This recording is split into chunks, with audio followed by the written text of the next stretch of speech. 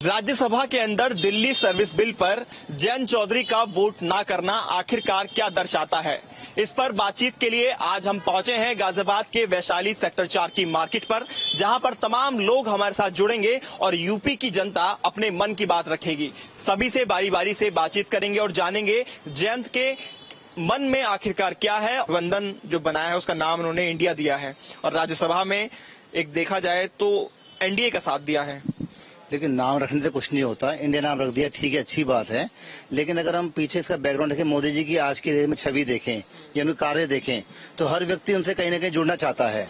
और ठीक है, अगर मान लो वो इंडिया से जुड़ गए तो कहीं ना कहीं उनको शायद इस चीज का एहसास हुआ है कि भाई वहां रह के ना रह के मैं मोदी जी के साथ रह के शायद देश के लिए कुछ ज्यादा तरक्की ज्यादा काम कर सकता हूँ। क्या सीटों को लेकर भी इसमें चीजें हो सकती है, क्योंकि ये सुनने में आया था बीच में कि 12 सीटों की डिमांड जयंत ने की है, मतलब आरएलडी उनकी पार्टी ने की है और गठबंधन में शायद 12 सीटें ना मिल पाए, जिस वजह से वो भाजपा की तरफ आना चाह रहे हो, एनडीए में जुड़ना चाह रहे हो और एनडीए क्या पता उनकी शर्तों को मान जाए और पश्चिमी यूपी के अंदर बड़ा चेहरा जिस तरह से जयंत चौधरी को देखा जाता है तो वो भाजपा में शामिल हो जाए। जी बिल्कुल ऐसा हो सकता है, क्योंकि कई बार क्या होता है कि हमें जो चीज चाहिए वो नहीं मिल रही है, लेकिन दूसरी जगह अगर हमें वो चीज नहीं मिल रही है तो कम से कम एक हमें वैल्यू मिल रही है।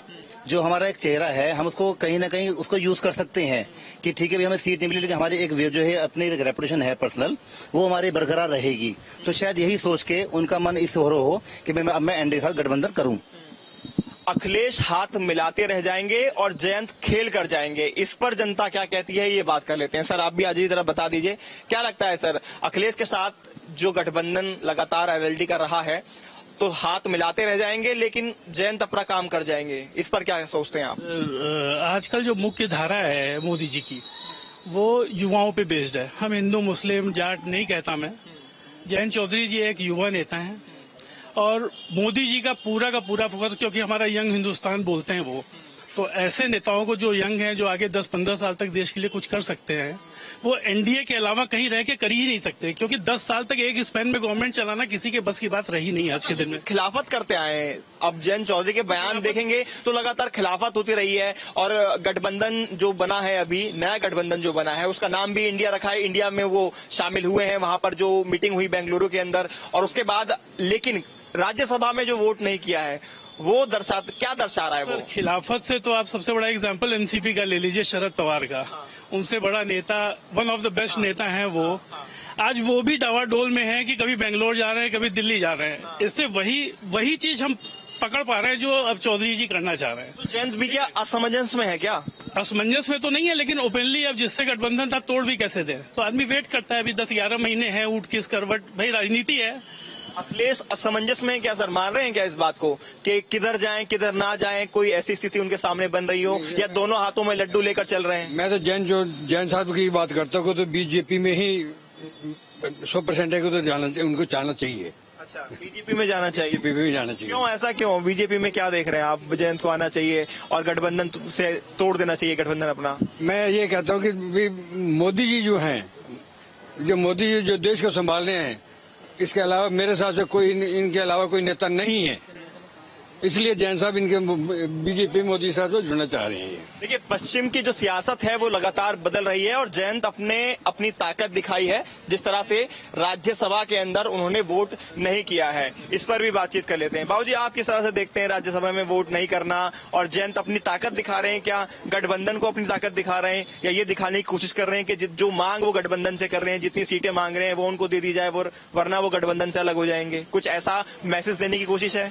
देखिए, उनको भी पता चल गया अब कि हमें बीजेपी से अलावा कोई चारा नहीं है जाने के लिए, और कहीं भी अगर जाते हैं तो उनकी कोई वैल्यू नहीं है, वैल्यू सारी खत्म हो चुकी। अब बीजेपी में आएंगे तो उनकी वैल्यू है, वरना उनकी भैया हर जगह उन्होंने देख लिया, करके देख लिया, सब कुछ करके देख लिया, कहीं वैल्यू नहीं। क्या लग रहा है जतिन जी, जयंत चौधरी पश्चिमी यूपी में अपना होल्ड रखते हैं, आरएलडी के बड़े नेता हैं, अध्यक्ष हैं आरएलडी के, 2024 के चुनाव से पहले क्या लग रहा है वो गठबंधन तोड़कर एनडीए के साथ आ जाएंगे, मोदी के साथ आ जाएंगे? देखो, ऐसा लगता है मुझे कि जो काम करता है ना वो पावर में आना चाहिए, चाहे फिर वो कोई भी आदमी हो। नहीं, जयंत किसके साथ जाएंगे? जयंत लगता है कि गठबंधन का साथ छोड़कर मोदी के साथ आ जाएंगे? हाँ, मुझे ऐसा लगता है आपको? उसके पीछे की वजह?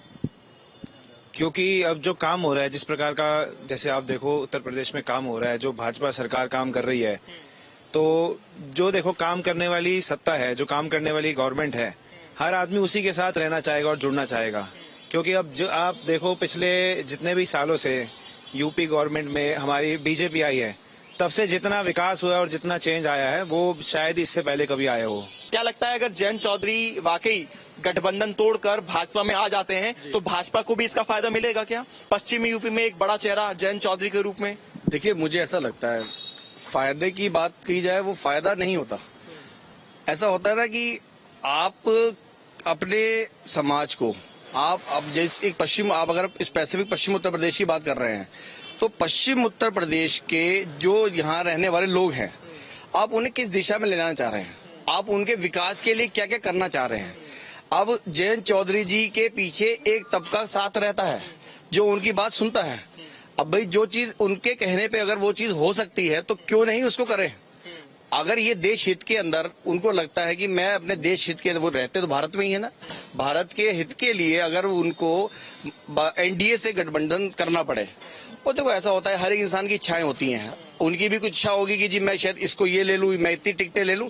ये सब उन लोगों की आपस की होती है, बड़े नेताओं की होती है। राजनीतिक जो लोग हैं वो चाहते ही हैं कि जितना ज्यादा मिल जाए उतना कम है, तो थाली में जो ज्यादा परोसेगा शायद जयंत चौधरी उधर चले जाएंगे। क्या मान रहे हैं इस बात को? जो ज्यादा सीटें दे देगा, चाहे गठबंधन हो या फिर एनडीए, अगर ज्यादा सीटें जो दे देगा वहां चले जाएंगे लोकसभा चुनाव में। ये लग रहा है क्या? ऐसा लग रहा है? सर ये राजनीतिक, देखिए राजनीतिक महत्वाकांक्षाएं तो होती हैं लोगों की। वो अगर मैं जयंत चौधरी होता तो मैं बोल नहीं सकता कि मुझे 15 सीट मिलेगी इसलिए मैं जा रहा हूँ। हैं, यंग हैं, और अगर वो बीजेपी और एनडीए को ज्वाइन करना चाह रहे हैं तो उनका अपना राजनीतिक करियर ब्राइट हो जाएगा। मेरा कहना ये है, क्योंकि जिस गठबंधन को बना के वो अभी आए हैं राजनीति में, वो उतना करामात कर नहीं पाई और सपा के छांव में ही रहे हैं। वो आगे बढ़ के अखिलेश यादव के आगे अपना चेहरा नहीं दिखा पाए यूपी में। तो ये बहुत सेंसिबल स्टेप है। मैं चाहूंगा कि वो ऐसा स्टेप लें और एकदम क्लियर करें। अब दोनों हाथ में लड्डू नहीं, एक ही हाथ में 2 लड्डू लेके चले वो। जी, हमारे हिसाब से तो जब बीजेपी देश की नीति से बढ़ा रही है, राष्ट्र की नीति के लिए काम कर रही है, तो जो लोगों को दूसरे ग्रुप में जाके, दूसरे संगठनों में जाके पता चल रहा है, उनकी आंखें खुल रही है कि भाई यहाँ पर कोई ना तो हमारा भविष्य और ना ये देश के बारे में सोच रहे हैं। I dot, N dot, D dot, ये जो डॉट है, ये डॉट ही रह जाएंगे लास्ट में। तो उसलिए जिनको लगता है कि मुझे अपने देश के लिए कुछ करना है, अभी वो जवान है, अभी उनकी उम्र है, अभी शुरुआत है, तो अगर वो सोचते हैं कि मैं बीजेपी के साथ जुड़े, हमारी लोग जुड़े, और देखिए जो लोग एक साथ जुड़ना चाहते हैं, एक माला बन रही है कड़ी की, तो उसमें जितने मोती जुड़ेंगे उतनी वो मजबूती होगी ना। अगर वो जुड़ रहे हैं तो अच्छी बात है, वो देश के काम करना चाहते हैं। जैसे वो रामविलास पासवान के बेटा ने किया, वो अकेले हैं, मगर उनको दिखा कि बीजेपी की जो राजनीति है उसने कभी किसी के साथ गलत तो किया नहीं, गरीब के साथ, तो उन्होंने उस चीज को सोच के कभी बीजेपी के खिलाफ बोला भी नहीं है। तो यहाँ पर यूपी की जनता के मन की बात आपने सुना। जयंत का दोहरा खेल 24 में किससे करेंगे मेल, ये तो आने वाला समय ही बताएगा। 2024 में होने वाले लोकसभा चुनाव को लेकर तमाम पार्टियां जोर शोर से चुनावी प्रचार में मैदान में उतर चुकी हैं, लेकिन तमाम ऐसे दिग्गज नेता हैं जिनका रुख स्पष्ट नहीं है कि वो आखिर किस तरफ बैठेंगे। और जाहिर सी बात है कि उनका गठबंधन बेहद मायने रखता है।